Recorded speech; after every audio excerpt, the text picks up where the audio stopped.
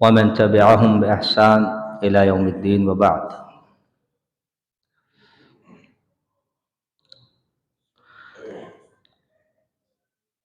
أعوذ بالله من الشيطان الرجيم. شهر رمضان الذي أنزل فيه القرآن هدى للناس وبينات من الهدى والفرقان.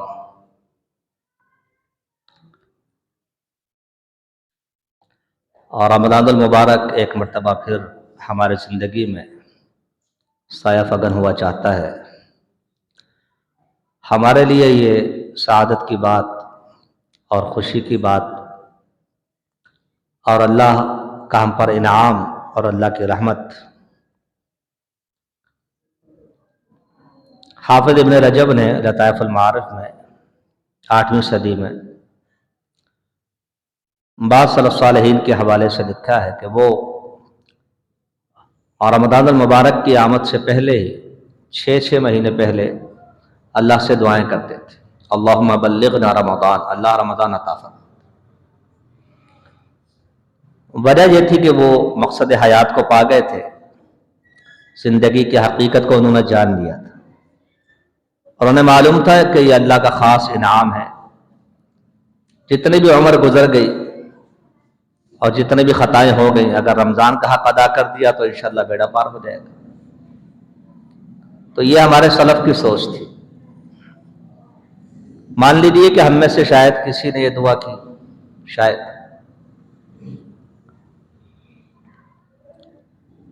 تو سب سے پہلا مرحلہ تو یہ ہے کہ ہم اس دعا کی تجدید کریں جو ہمارے سلف مانگا کرتے تھے کہ اللہ بلغنا رمضان. کیونکہ زندگی کا نہیں پتہ، پانی کا بلبلہ ہے، کوئی اس سے ٹکرا جائے تو بھی پھٹ جاتا ہے، یہ کسی سے ٹکرا جائے تو بھی پھٹ جاتا ہے، کچھ نہیں پتہ.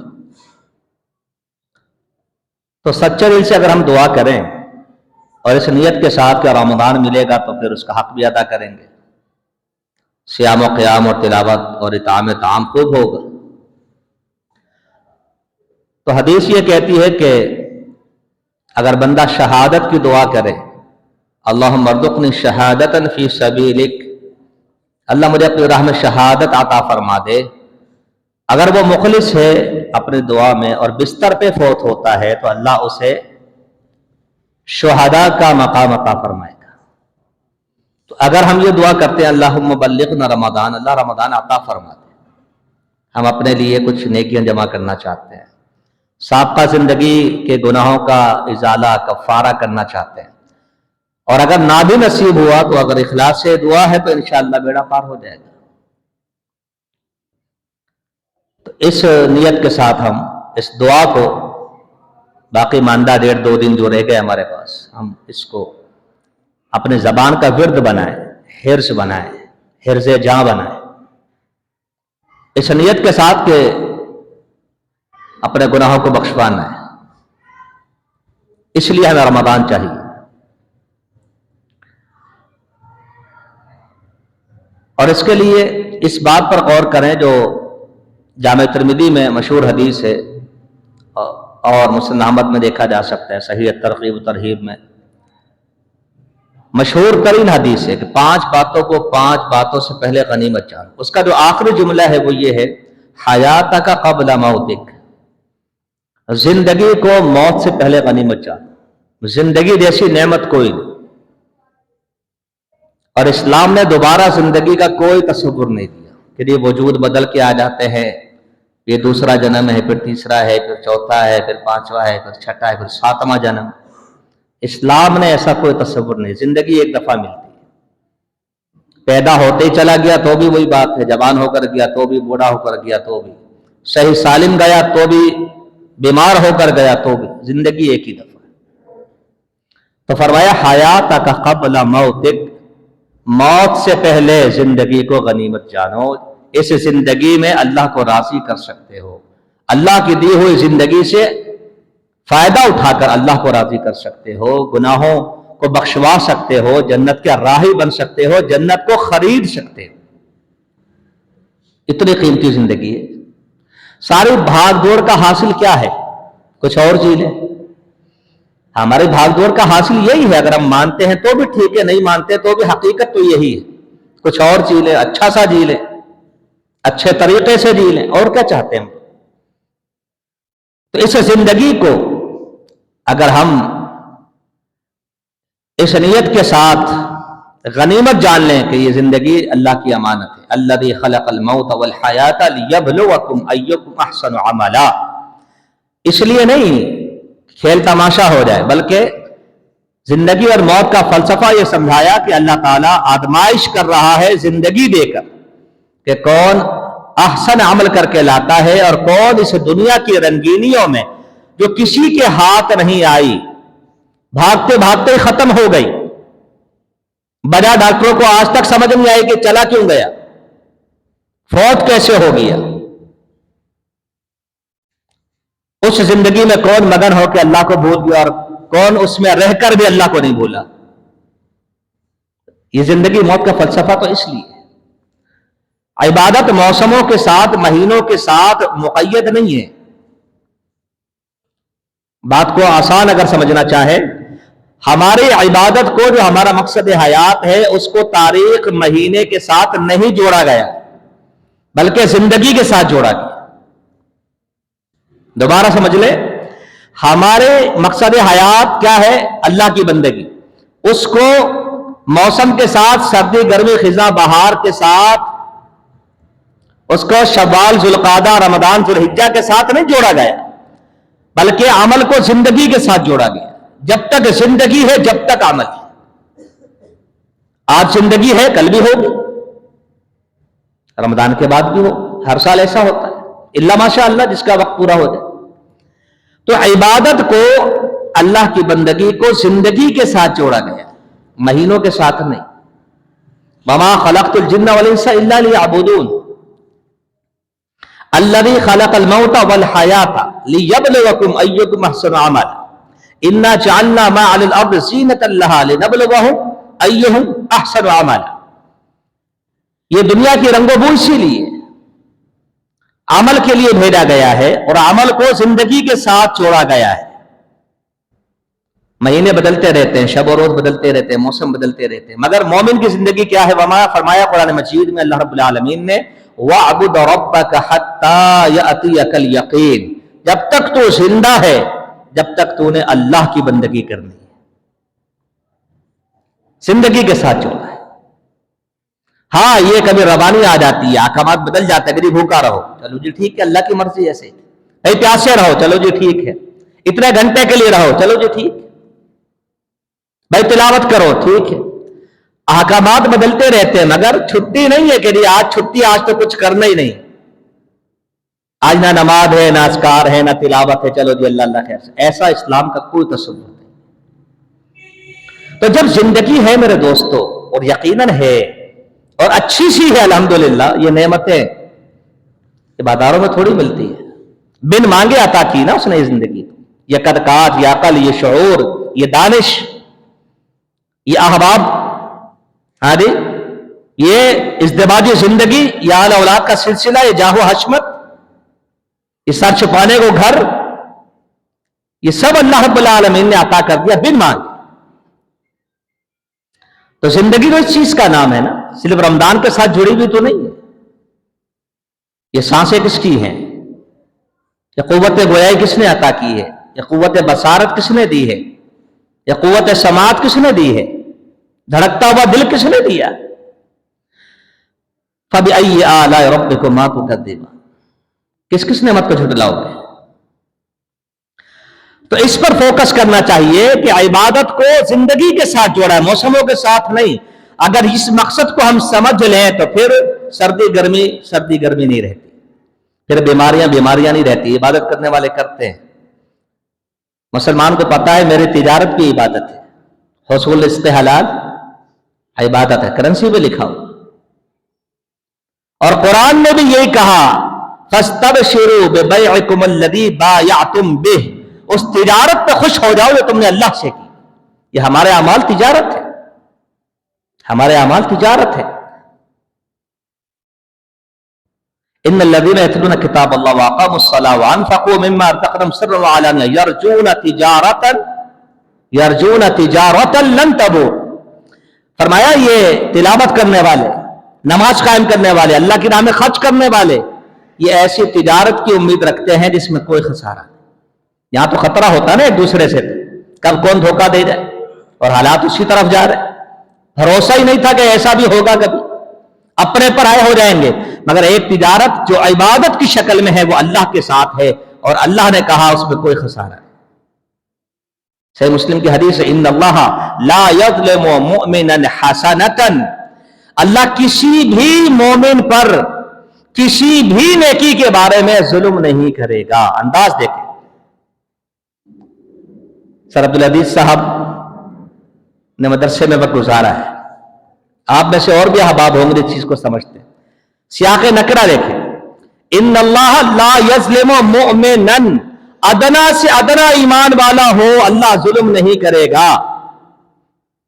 اگر مومن ہے, ہماری نگاہ میں جیسا بھی ہو, اللہ کے اگر وہ مومن لکھا ہے, اللہ اس پہ ظلم نہیں کرے گا. حسنۃ, چھوٹی سے چھوٹی نیکی ہو, اس نیکی کے بارے میں بھی اللہ کسی پر ظلم نہیں کرے گا. آگے کیا فرمایا, وضاحت فرمائی, یعطی بہا فی الدنیا ویجزی بہا فی الآخرہ. ایک نیکی کے دو اجر ہوتے ہیں ہر مومن کے لیے, ایک نیکی کے دو اجر ہوتے ہیں. اگر ایک اجر ملے ایک نہ ملے تو یہ ظلم ہے. اللہ کسی مومن پر کسی بھی نیکی کے بارے میں, چاہے وہ پیر کی ٹھوکر سے پتھر کا ہٹانا ہو, آدھی کھجور کسی کو کھلا دینا ہو, ایک گھونٹ سے روزہ افطار کرا دینا ہو, کسی بھی نیکی کے بارے میں اللہ ظلم نہیں کرے گا. دو بدلے ہیں, دونوں عطا کرے گا, دنیا میں بھی دے گا آخرت میں بھی دے گا. یعطی بہا فی الدنیا ویجزی بہا فی الآخرہ. اگر ایسا نہ ہوا تو سمجھ لو اللہ ظالم ہے, نعوذ باللہ. فرمایا اللہ ظلم نہیں کرتا. اور کتنی گارنٹی چاہیے, یہاں بھی ملے گا. لوگ کہتے ہیں یہاں کی بتاؤ میاں, وہاں کسی نے دیکھا ہے. ارے میاں وہاں کسی نے دیکھا ہے, یہاں کی بات کریں. فرمایا یعطی بہا فی الدنیا, پہلے دنیا میں دے گا, ویجزی بہا فی الآخرہ, پھر آخرت میں دے گا. ملتا ہے یہاں. یہ زندگی ایسے نہیں گزرتی. سمجھنے والے سمجھ جاتے ہیں, ہاتھوں کو کیوں اٹھاتے ہیں, پیشانی کو کیوں رکھتے ہیں. ملتا ہے تو جبھی نا, اور سب اسی کی عطا ہے. ایک رب ہے جو ساری کائنات کو پال رہا ہے. تو میرے دوستو, سب سے بڑی تیاری ہے کہ زندگی کو غنیمت جان لیں. بس یہ نبی علیہ السلام کا فرمان, حیات قبل موت. جس نے اس مقصد کو پا لیا, پھر موسم کتنا گرم ہو جائے اس کا روزہ نہیں چھوٹتا, پھر طبیعت کتنی خراب ہو جائے اس کا روزہ نہیں چھوٹتا. لوگ عام طور پہ کہتے ہیں کہ جی شوگر والے تو گئے. مجھے 2 سال پہلے شوگر ہوئی تو لوگوں نے کہا شیخ صاحب روزے گئے. شوگر والے روزے نہیں رکھ سکتے. اور یہاں بھی لوگ تجربہ کار بیٹھے ہوں گے. میرا اپنا تجربہ, پہلے میں سنتا تھا بڑے بڑے علماء کے بارے میں کہ وہ کہتے تھے روزہ رکھ کے طبیعت بہت اچھی ہو جاتی. آج میں الحمدللہ حلفیہ کہتا ہوں, رمضان میں جیسی طبیعت ہوتی ہے ایسی پوری 11 مہینے نہیں ہوتی. شوگر والا رہ نہیں پاتا, سب کو پتا ہے. لیکن اگر ہم سب اللہ کے لیے اپنے آپ کو سنبھال لیں تو پھر کچھ بھی نہیں. میں آپ کو مثال حدیث سے دوں. حذیفہ بن یمان رضی اللہ تعالیٰ عنہ, کتنے بڑے عظیم صحابی, صاحب و سر رسول ہے. غالباً غزوہ احزاب ہے یا حنین کا موقع ہے.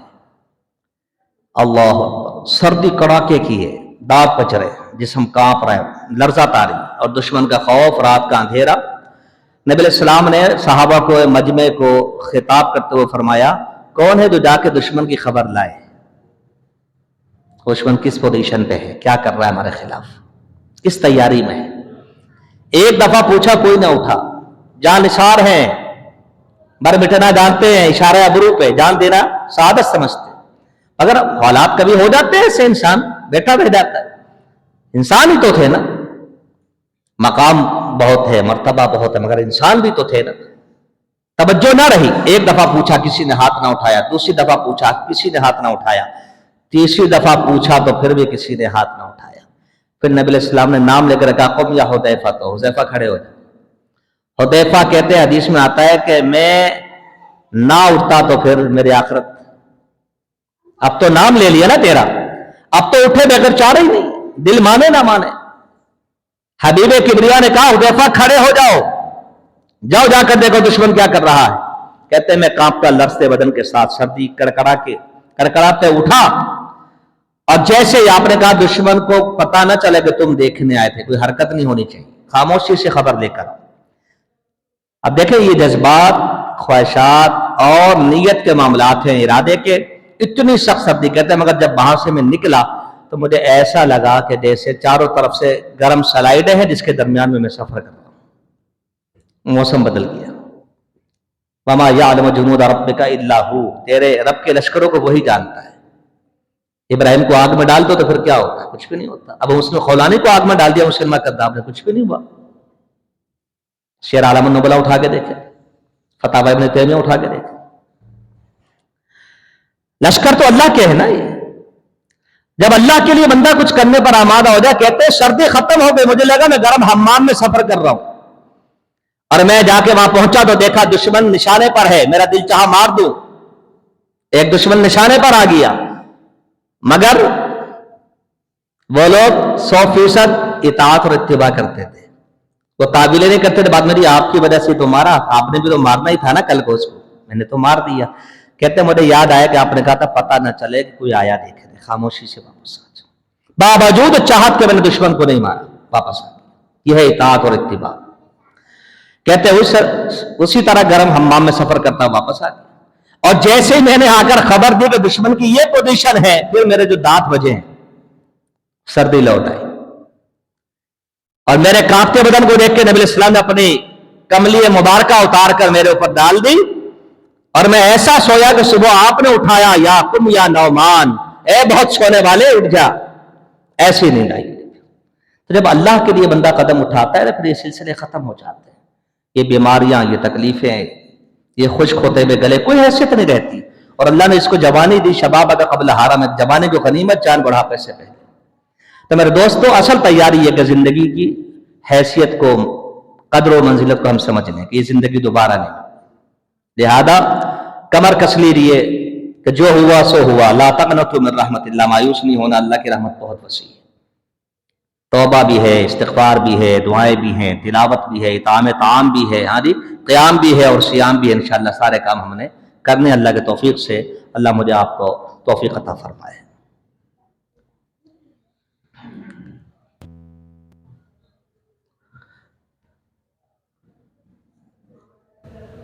شیخ صاحب سوال ہے کہ زکوٰۃ کی رقم کس کس مد میں خرچ کی جاتی ہے؟ کیا مسجد کے لیے؟ زکوٰۃ کے جو مصارف ہیں کہ زکوٰۃ کہاں کہاں خرچ کرنی ہے، سورہ توبہ میں ہے انما الصدقات للفقراء والمساکین والعاملین علیہا والمؤلفۃ قلوبہم وفی الرقاب والغارمین وفی سبیل اللہ وابن السبیل۔ 8 مد ہیں۔ اب ان 8 مدوں کے اندر گنجائشیں ہیں، وسعتیں پیدا کی جا سکتی ہیں، مگر 8 مدوں سے آپ باہر نہیں جا سکتے۔ یہ ہمارے ہاں کروڑوں میں اربوں میں زکوٰۃ نکلتی ہے، مگر اس کی تقسیم بھونڈی، علماء نے لکھا تقسیم بھونڈی، اس لیے کہ ہمارے یہاں ایک فیشن بن گیا کہ ہم نے سالانہ سلسلہ رکھنا ہے کہ سال سال اور مانگو۔ ہم کسی کو پیروں پہ کھڑا نہیں کرنا چاہتے، ہم لوگوں کو ان چیزوں سے بے نیاز کرنا نہیں چاہتے، بلکہ ایسے ایسے NGOs آپ کے سامنے ہیں کہ جو لوگوں کو باقاعدہ کھلا کھلا کے پال رہے، اور جو عمارت بنانے میں لگا وہ عمارت ہی بناتا چلا جا رہا ہے، جو گاڑیاں خریدنے میں لگا ہے زکوٰۃ کی مد سے وہ گاڑیاں ہی خریدتا ہے۔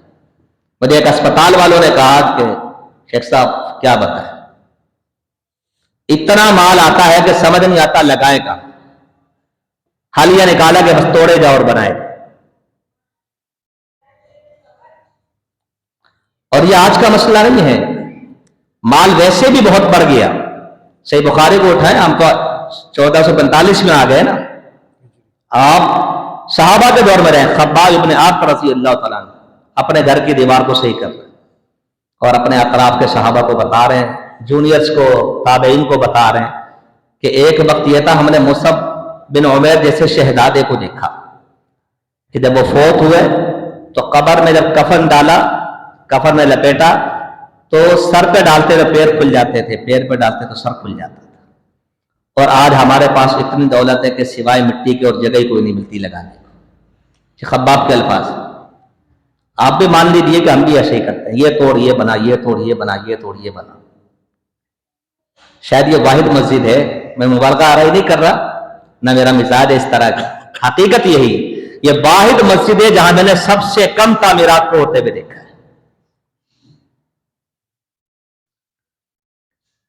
تو زکوٰۃ کے مسائل متعین ہے نا. جب آپ نے اپنی مرضی سے ہی چلنا ہے تو پھر شریعت نے جو بتایا اس کا فائدہ کیا ہوا؟ تو شریعت نے متعین کر دیا فقیر کو، مسکین کو، عاملین کو. اس کی تفصیل ہے. فقیر وہ جس کے پاس کچھ نہ ہو، مسکین وہ جس کے پاس ہے مگر پورا نہیں ہو رہا کسی طرح. یہ بھی پتا ہے کہ ناجائز نہیں کرتا مگر آمدنی اتنی ہے. ٹھیک ہے جی. عاملین جو آپ نے ایک بندے کو مختص کر دیا کہ بھائی ہمارا ہاتھ بٹاؤ، ہم اکیلے یہ سارے کام نہیں کر سکتے.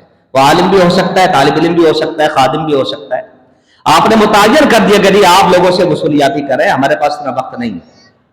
اس میں سے اس کا مشاہرہ بھی نکالا جا سکتا ہے، اس کو بھی حصہ دیا جا سکتا ہے. والمؤلفۃ قلوبہم، وہ لوگ جن کے دلوں کو اسلام کی طرف مائل کرنا مقصود ہو. بعض نے یہ ترجمہ کیا، بعض نے کہا وہ مسلمان ہو چکے ہیں مگر اپنے غربت کی وجہ سے کبھی دائیں کو دیکھتے ہیں، کبھی یہودیت اچھی لگتی ہے، کبھی عیسائیت ہے، کبھی دوسرا ازم اچھا لگتا ہے. ایسا نہ پھسل جائے. تو ان کی ضروریات زندگی کو پورا کر کے ان کو روکنا، ان کے دل کو موہ لینا زکوٰۃ سے ممکن ہو تو ایسے کرو. یہ فاؤنڈیشنیں کیا کرتی ہیں، NGOs کیا کرتی ہیں، لوگوں کے دل جیتتی ہیں. تو یہ تو آپ کا درس تھا، آپ سے کہا گیا کہ زکوٰۃ کے مت سے لوگوں کی ہیلپ کرو تاکہ وہ اس طرف آئے. اللہ اکبر. بفر رقاب، زکوٰۃ دی جا سکتی ہے جو قرضے میں دب گیا. اس سے مراد ہے گردن آزاد کروانا. پہلے غلامی کی زندگی تھی، غلاموں کو آزاد کروانا. یا ایک شخص قرضے میں دب گیا، ٹھیک ہے جی، یا یوں کہہ لیں قید ہو گیا، ناجائز اس کو بند کر دیا گیا جیل کے اندر، اس پہ کیس چل پڑا. اب اتنے وسائل ہی نہیں ہے کہ اچھا وکیل کیا جا سکے، اس بیچارے کو مظلوم کو نکالا جا سکے، تو اس مد میں لگا. بل غارمی، یہ اس سے ملتی جلتی، وہ لوگ جو بوجھ تلے دب گئے، یا تو اپنے جائز ضرورت کے لیے قرضہ لیا تھا، دب گئے، حالات ایک دم سے بگڑ گئے، پلٹا کھا گئے. اور ایسا ہم نے دیکھا. میں آپ کے علاقے کے لوگوں کو جانتا ہوں، فون کر کر کہتے تھے شیخ صاحب کسی کو کچھ دینا ہو تو بتانا. پھر ایک وقت وہ بھی آیا کہ اسی نے مجھے فون کر کے کہا شیخ صاحب کچھ ہو تو پہنچا دیجیے گا، گھر میں کھانے کو نہیں. ایسا ہوتا. یا پھر آپ نے کہا کہ جی سر عبدالعزیز سے میرا کوئی لین دین کا معاملہ تھا، میں دے نہیں پا رہا تھا، بیچ میں کوئی تیسرا آیا، اس نے کہا بھائی آپ لوگ جھگڑا نہیں کرو، میں اٹھاتا ہوں آپ کا بوجھ. ٹھیک ہے، آپ میرا حوالہ نہیں کروا دیتے، حوالہ کروا دیں بھائی یہ دیں گے میری جگہ. اب میرا کسی نے ذمہ اٹھا لیا کہ جی میں دے دوں گا، مامو افضل صاحب نے ہمارے اٹھا لیا. ٹھیک ہے. اب پتا چلا کہ جس نے بوجھ اٹھایا وہ خود اس کے حالت بگڑ گئے اچانک سے. میں اندازہ تھا کہ چلو حضرت نہیں دیں گے ہم دے دیں گے، وہ دب کیا بوجھ کے نیچے. تو اس طرح کے جو لوگ ہیں تو اسلام نے کہا زکوٰۃ کی مت سے ان کو بھی دیا جا سکتا ہے. ٹھیک ہے. بات تھوڑی لمبی ہو گئی. تفسیر میرا اس میں کتابچہ ہے بڑا مختصر سا، صحیفہ الحدیث میں چھپا تھا، پھر وہاں سے وہ اس کو نکال کر کتابی شکل میں شائع کیا تھا. مشکل سے 24-25 صفحے کا ہوگا. حافظ نعیم راشد صاحب نے اس کو چھاپا ہے سوداگران سوسائٹی ملیر سے. خیر، تو آگے کیا ہے؟ وفی سبیل اللہ، اللہ کی راہ میں. اس سے مراد ہے اعلاء کلمۃ اللہ کے لیے کی جانے والی جد و جہد، جس کی اعلیٰ شکل جہاد بالسیف. جہاد کی کئی شکلیں، اس میں ایک شکل تلوار ہے، ایک زبان بھی ہو سکتی ہے. تو اس میں وہ تمام کوششیں اور جد و جہد جو اعلاء کلمۃ اللہ کے لیے ہو رہی، توحید کی آبیاری کے لیے ہو رہی، وہ تمام چیزیں اس میں شامل ہیں. اور اس کی تخصیص فی سبیل اللہ کی جہاد کے ساتھ اس لیے ضروری ہے کہ ماضی پیچھے جو 5-6 مدیں گزری ہیں وہ بھی تو فی سبیل اللہ ہی ہے نا، غیر اللہ کے نام پہ تو نہیں ہے نا. تو دوبارہ جب سبیل اللہ آئے گا تو اس سے مراد تو جہاد ہی ہوگا. یہ راجح قول ہے، سب سے فائنل قول ہے اہل علم کا. لہٰذا اس کو عموم پہ نہیں رکھنا چاہیے اتنا کہ جی ہر چیز اللہ کی راہ میں چل رہی ہے. یہ فساد اور بلاغت کے خلاف ہے. اور آخری مد ہے ابن السبیل، مسافر. ممکن اپنے علاقے میں بہت کچھ رکھتا ہو مگر آپ کو پتہ ہے جیب کٹ گئی، لوگوں نے کہیں جھوٹے کیس میں الجھا دیا بیچارے کو، کہیں آ کے مسافر ہے. اجنبی لوگ پھنس جاتے ہیں، بس وقت جیبیں کٹ جاتی ہیں، سامان پورے غائب ہو جاتے ہیں. تو باہر کے تو ایسے لوگ جو مسافر ہیں اور پھر اپنے سفر کی وجہ سے وہ کنگلے ہو، یا پھر ایسا بھی ہو سکتا ہے جس کو آپ نے سفر کروایا. مثلا آپ کا علاقہ ہے 5D کا علاقہ ہے، ٹھیک ہے، مثال کے طور پہ اب یہ ایک پسماندہ علاقہ ہے مثال کے طور پہ، اور یہاں ضرورت پڑ گئی کہ ایک بچہ یا ایک بچی جو ہے اس نے ہمت کر کے پڑھ پڑھا کے پیٹ کاٹ کوٹ کے ماں باپ نے اس کو اس منزل تک پہنچا دیا کہ چند سال میں وہ ایک اچھا ڈاکٹر یا ڈاکٹرنی بن سکتی ہے، اور معاشرے کو اس کی ضرورت ہے، یا کوئی ایک ہنر ایسا ہے جو آ جائے تو پورے محلے کا بھلا ہو جائے، اور وہ یہاں دستیاب نہیں ہے، کم سے کم لاہور جانا پڑے گا یا کم سے کم سعودیہ تک جانا پڑے گا، اس کو آپ نے سفر پر مجبور کیا کہ بھائی ٹھیک ہے یہ بچہ اس قابل ہے، محلے والے بیٹے سب جوڑ کے کہ بھائی ایسے تو نہیں بھیج سکتے، چلو آپ اپنی زکات دے دو میں اپنی دیتا ہوں، اس کو بھیجتے ہیں تاکہ جب یہ پڑھ کر آئے تو محلے کا بھلا ہو جائے۔ یہ ایک مسافر جس کو آپ نے مسافر بنایا، یہ بھی ایک بحث ہے، ٹھیک ہے جی۔ تو بہرحال مسافر کے زمرے میں جو آتا ہے اور ضرورت مند ہو جائے تو اس کے لیے، تو یہ زکات کی مدیں ہیں۔ اب اس کے پھیلاؤ میں بحث ہے، لیکن ان سے خروج نہیں کرنا چاہیے، ٹھیک ہے، یہ سمجھ لیں، ان سے خروج نہیں کرنا چاہیے۔ شیخ صاحب اس میں ایک اور حصہ تھا کہ مسجد بھی، کیا مسجد کے حوالے سے زکوٰۃ کیا ہے زکوٰۃ کے حوالے سے کیا مسجد کا جو ایک مسجد میں، ہاں دیکھیں میں نے کہا فی سبیل اللہ کو اتنے عموم پہ رکھنا کہ مسجد کو اس میں شامل سمجھا جائے، جیسے کہ ہمارے بعض مشائخ کا ویڈیو اور آڈیو کلپ چل رہے ہیں، تو بہرحال ہمارے نزدیک یہ مرجو قول ہے، ہم اس کی تائید نہیں کرتے، الا یہ کہ کوئی صورت نہ بنے، حالات کبھی ایسے ہو جاتے ہیں بعض علاقوں میں، اگر کوئی صورت نہ بنے اور پورا علاقہ ہی کہے کہ نہیں جی ایک ہی صورت ہے کہ زکوٰۃ ہے ہمارے پاس اور ہمیں جگہ بھی لینی ہے یا جائز توسیع کرنی ہے، تو بامر مجبوری ہم اس کی اجازت دے سکتے ہیں، لیکن پہلے مرحلے پر ہمارا فتویٰ تو یہی ہے، اور یہ راجح قول ہے تمام اہل علم کا، کہ مسجد کو براہ راست اس میں شامل نہ سمجھا جائے، مسجد کو براہ راست اس میں شامل نہ سمجھا جائے۔ ہاں رہائشی جو طلبہ ہوتے ہیں مسافر وہ ہیں، ان کی بھی بعض مدیں ہیں، یا ایسے کچھ یتامہ اور بیوائیں ہیں جن کی یہاں سے تعاون ہوتا ہے، اس مد میں اس کو لگایا جائے، وہ ایک الگ چیز ہے، لیکن مسجد کی تعمیر، ترقی یا اس کے جو وظائف ہیں اس کو بہرحال زکوٰۃ کی مد سے بچانا بہتر ہے۔ ہمارا موقف بہرحال اس سلسلے میں یہی ہے۔ وہ جو مثال ہمارے اہل علم دیتے ہیں، اللہ انہیں سلامت رکھے، وہ اصل میں بیت المال کی مثال دیتے ہیں۔ آج بیت المال کا سلسلہ ختم ہے، یہ اور بات ہے کہ ہر ادارہ ہر مسجد اپنی جگہ بیت المال کا ہی کردار ادا کر رہا ہے، یہ ایک الگ بات ہے۔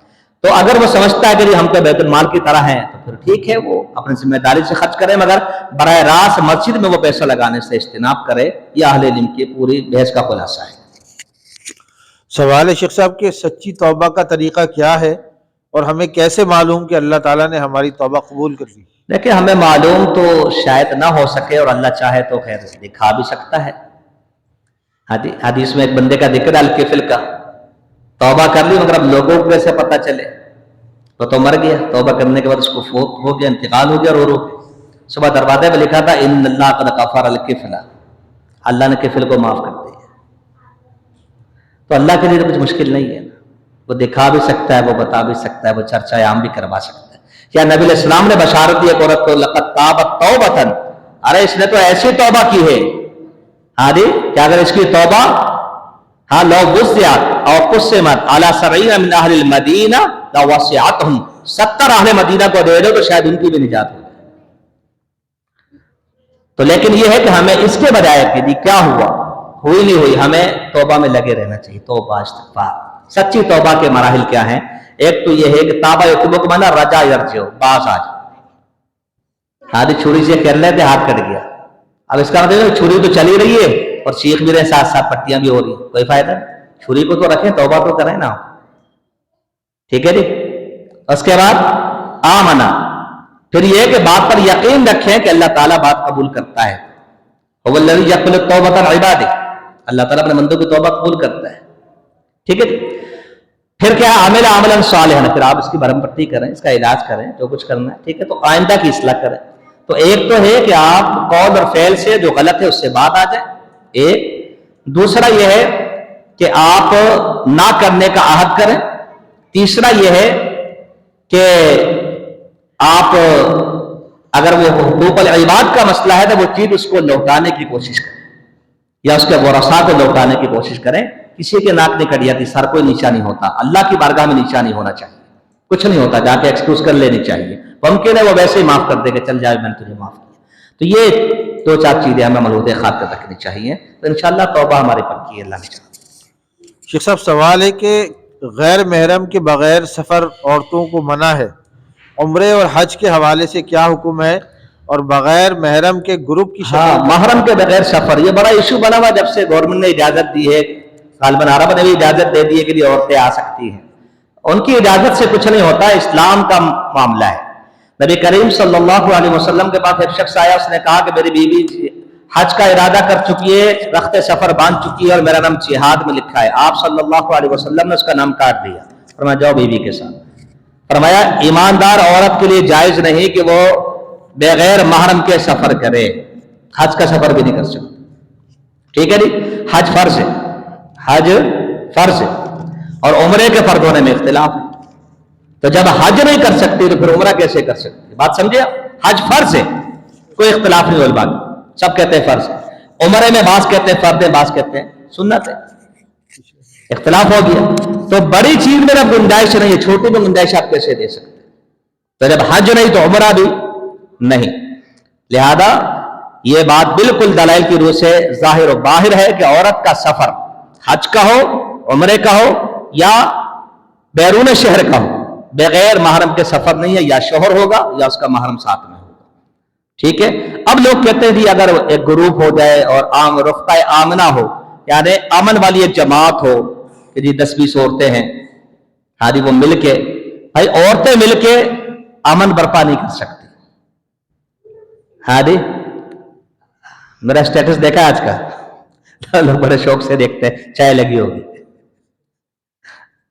آج سٹیٹس یہ لگایا تھا، کسی نے بھیجا تو میں نے لگا دیا کہ عورت کو عالمی دن کی ضرورت نہیں ہے، عورت کو عالمی دن کی ضرورت نہیں ہے، اسے عالم دین کی ضرورت ہے، اسے ایک عالم دین کی ضرورت ہے جو اس کا عقیدہ سدھار سکے، اس کی نوک پلک سنوار سکے۔ تو رفقہ آمنہ، امن والی جماعت، بتائیے نبی علیہ السلام کے دور سے بڑھ کر بھی امن ہوگا کیا؟ آپ نے وہاں نہیں جانے دیا، آپ آج باتیں کر رہے ہیں اس فتنے کے دور میں کہ جہاں راہ چلتے حالات اتنے خراب ہے کہ راہ چلنا دوبر ہو گیا، لہذا یہ بلا وجہ کی تعبیلات ہے، تعبیلات فاسدہ اور باطلہ ہیں۔ عورت کو نہ عمرہ ہے نہ حج ہے، اس کو کوئی ٹینشن نہیں ہونی چاہیے کہ یہ کیا ہوا، بھائی تو مکلف ہی نہیں ہے، ایک آدمی کے پاس مال ہی نہیں ہے، بلا وجہ پریشان ہو رہا زکات دینی ہے زکات دینی، بھائی تو مکلف ہی نہیں ہے، تو ایزی ہے بھائی، تجھے کیا پریشانی، تیرے ذمہ حج عمرہ ہے ہی نہیں، تو بلا وجہ پریشان ہو رہی ہے ایسے، تیرا محرم ہو، تیرا شوہر ہو، جاؤ جی کرو حج عمرہ، ٹھیک ہے، اس پہ حج عمرہ ہے ہی نہیں، اسے کوئی پریشانی نہیں۔ شیخ صاحب یہ سحری کی اذان کے حوالے سے تھوڑا سا، سحری کی اذان، ہاں سحری کی اذان، حدیث میں 2 اذانوں کا ذکر ہے، بخاری اٹھا لیں مسلم اٹھا لیں، ٹھیک ہے۔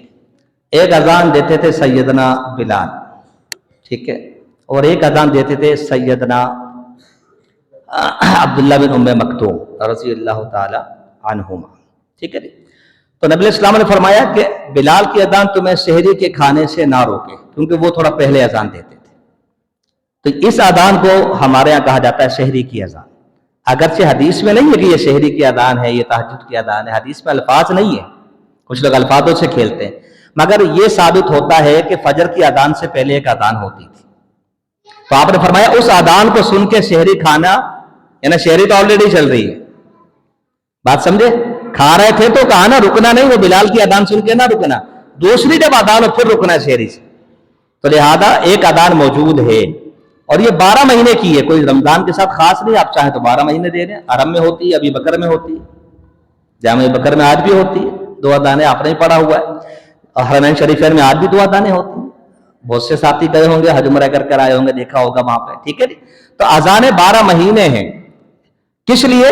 فرمایا کہ تاکہ جو تہجد گزار ہے، وہ تہجد پڑھ رہا ہے، وہ پہلی اذان سن کے تھوڑا آرام کر لے کے جی اگلی فرض نماز کا ٹائم ہونے والا ہے، اس کو آئیڈیا ہو جائے تھوڑا سا، اور جو سو رہا ہے وہ بیدار ہو جائے، تیاری پکڑے کہ میں نے فرض پڑھنے جانا ہے، یہ اذان اس لیے، تو ضمن اس میں شہری کا ذکر بھی آئے گا کہ کھانے سے نہ روکے، تو لہذا اگر کوئی اذان دینا چاہتا ہے 12 مہینے دے تو بھی صحیح ہے، اگر 1 مہینے دیتا ہے چلو کم از کم ما لا یدرک کلہ فلا یترک کلہ، جو چیز پوری حاصل نہ ہو کچھ تو حاصل ہو رہی ہے نا، تو بہرحال اذان دی جا سکتی ہے، باقی لوگوں کو سمجھانے کی ضرورت ہے۔ آپ کی جو مسجد ہے مرکز اسلامیہ، اس کی ایک تاریخ ہے اس حوالے سے، یہاں بھی ہوتی ہے الحمدللہ، اس کی ایک تاریخ ہے، جب وہ بنی تو اذان پہ جھگڑا ہوا، کیس ہوا، اور یہاں تک کہ یہ لوگ تھانے میں لے گئے مؤذن کو اٹھا کے، ہاں جی، تو جس کو اندر بند کیا اس نے تھانے میں اذان دے دی، اور وہ جو ٹینک میں چھپا ہوا تھا وہ فجر میں وہاں اذان دے رہا تھا، لوگوں نے مسجد کھول کے دیکھی اندر کیسے چلا گیا، اس نے کہا میں تو ادھر ہی چھپا ہوا، ٹینک میں بیٹھا رہا، ساری رات بیٹھا رہا میں۔ تو اللہ کے بندوں نے محنت کی، بات منوائی کہ بھئی ایک مسئلہ ہے۔ تھانے والوں نے کہا تو نے کیا کیا؟ اس نے کہا اذان کے چکر میں یہاں لایا تو یہاں رکوں گا میں، اذان تو دینی ہے نا، مجھے ہے حکم اذان، لا الہ الا اللہ، مجھے تو حکم ہے کہ دے اذان، تو میں تو دوں گا اذان۔ تو لہذا شد و مت تو نہ ہو، تشدد تو نہ ہو، لیکن اذان بہرحال دی جا سکتی ہے اور دینی چاہیے، دین اسلام کی روح سے ثابت ہے۔ سبحانک اللہم و بحمدک، اشہد ان لا الہ الا انت۔